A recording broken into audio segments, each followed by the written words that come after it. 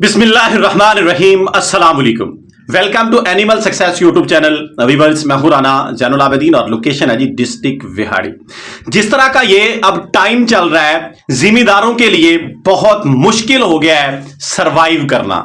अगर वो फसलें काश्त करते रहेंगे, रवायती तरीक़ाकार से अगर फार्मिंग करेंगे, यानी जो हम फसलें काश्त कर रहे थे उनसे पैसा कमा रहे थे, तो रेट किसी भी फसल का नहीं मिल रहा, अखराजात ज्यादा हैं और उतनी आमदन नहीं होती। यानी जिम्मेदारा जो है इन दिनों में क्राइसिस का शिकार है, घाटा आ रहा है जिम्मेदारों को, किसानों को।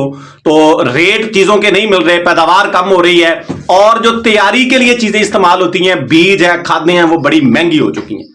तो इस तरह की सूरत हाल में अगर वो लाइव स्टॉक की तरफ आएंगे, खासतौर पे बकरी फार्मिंग की तरफ आएंगे, तो उनके लिए सर्वाइवल आसान हो जाएगा। इसके अंदर प्रॉफिट मार्जिन अच्छा खासा मौजूद है। मैं आपके सामने एक मिसाल रखूंगा। मेरे एक कोलीग हैं जो कि जिम्मेदारा भी करते हैं, 10 एकड़ का जिम्मेदारा कर रहे थे, उन्होंने सारा कुछ छोड़ दिया।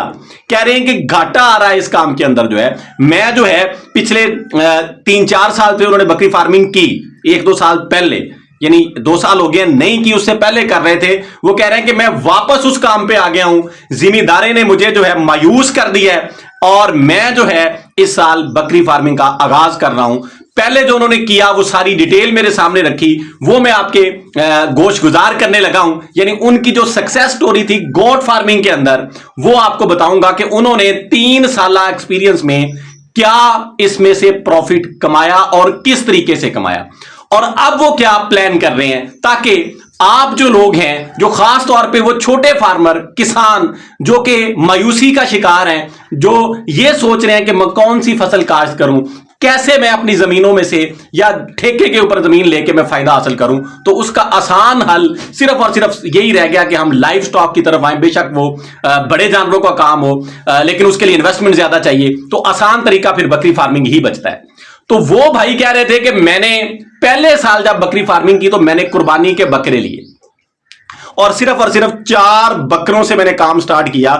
3 से 4 महीने पहले कुर्बानी से मैंने उनको परचेज किया और उन्होंने मुझे फी बकरा 40,000 रुपया कुर्बानी पे प्रॉफिट दिया। अगले साल जो है मैंने वो 4 की बजाय 6 ले लिए, लेकिन लिए वही 3-4 महीने पहले। तो फिर जो है मुझे 37,000 रुपया फी जानवर प्रॉफिट मिला। पहले साल 40, दूसरे साल 37, तीसरे साल वो कहते हैं कि मैंने ये फैसला किया कि मैंने इस दफा तादाद में जानवर ज्यादा लेने हैं और साल के आगाज में ले लेने हैं, सारा साल संभालूंगा।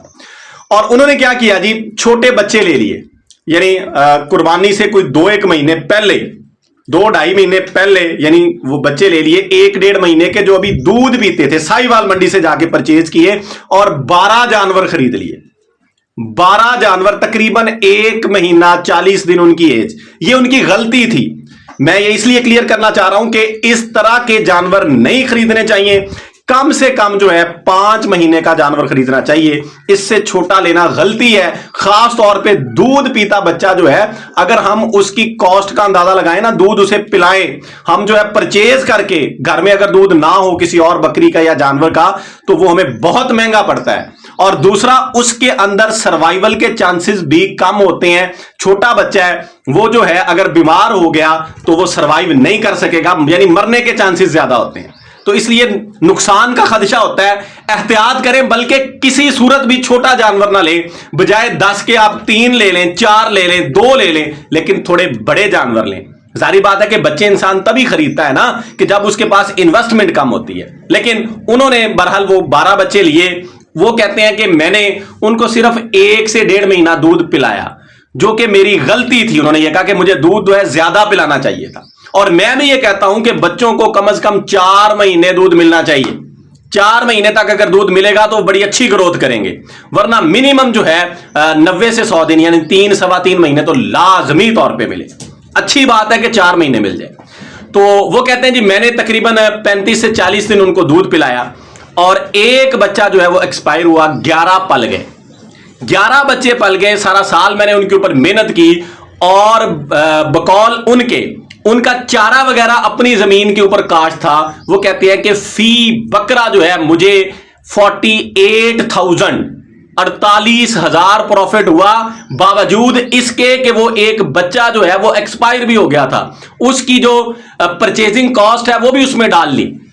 इसके बावजूद 48,000 फी बकरा, यानी अंदाजन तकरीबन 50 लगा ले, 11 बकरे थे तो तकरीबन 5 लाख रुपया उनको प्रॉफिट हुआ। वो ये कहते हैं कि अब मेरे पास 5 एकड़ मेरे घर के हैं जमीन के, 5 मेरे पास ठेके पर थे, यानी ठेके के ऊपर लेके मैंने काश्तकारी की हुई थी। 3 साल का मेरा एग्रीमेंट था, मेरा उनके साथ एग्रीमेंट चल रहा था, 1 साल रहता था, 2 साल मैंने काश्त कर लिए थे और इस साल मैंने जो है जिम्मेदारी से तौबा कर ली है, हाथ बांध लिए हैं, क्योंकि पिछले 2 साल जो मैंने काश्तकारी की मुश्किल ये कह ले कि कहते मेरी मेहनत भी बड़ी मुश्किल से पूरी हुई है 1 साल, और दूसरे साल में घाटे में रहा।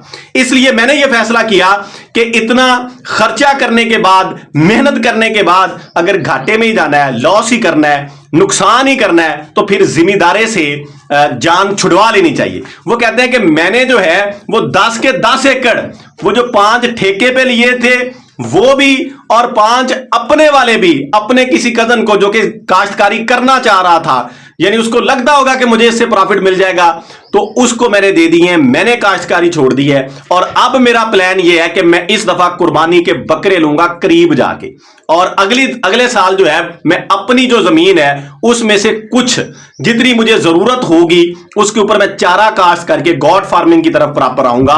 क्योंकि मैंने ये अंदाजा लगाया है, उनकी वर्डिंग, उनके अल्फाज ये थे भाई के, वो कह रहे थे कि बकरा फार्मिंग जैसा काम ही कोई नहीं है, क्योंकि उनका एक्सपीरियंस बकरा फार्मिंग था। वो कहते हैं कि जितना प्रॉफिट मार्जिन इसमें जिम्मेदारी में नहीं है, हालांकि वो तंबाकू की काश्त भी उन्होंने की है, वो ये भी कहते रहे कि उसमें से लाखों प्रॉफिट भी रहा है, लेकिन जिन दिनों में रहा तभी रहा है। अब वो ये कह रहे हैं कि मैं ये वो सारा कुछ छोड़ छड़ा के, यानी जो कि जिम्मेदारी से रिलेटेड था, अपनी जमीन होने के बावजूद कह रहे हैं कि मैं काश्तकारी नहीं करूंगा, मैं जो है बकरी फार्मिंग यानी मिक्स करूंगा, कुछ बकरियां लूंगा और कुछ जो है बकरी खरीदूंगा। मैंने कंप्लीट उनके साथ डिस्कशन की और कुछ उनसे सीखा, और कुछ चीजें जो मुझे पता थी मैंने उनके गोश गुजार की, उनको बताई कि ये चीजें जो हैं इनको जेहन में रखिएगा अब अगर आप प्रॉपर गॉड फार्मिंग करना चाहते हैं। तो ये सारी बातें आपके सामने रखने का एक खास मकसद है कि इन दिनों में ये एक रियलिटी है कि छोटा किसान, जो छोटा फार्मर है, 2 एकड़ वाला, 4 एकड़ वाला, 2 किनाल वाला, वो बहुत परेशान है। परेशान इसलिए है कि वो अखराजात उधार लेके, बहुत से छोटे किसान ऐसे हैं उधार पकड़ के अखराजात करते हैं फसल के ऊपर, वो भी पूरे नहीं होते।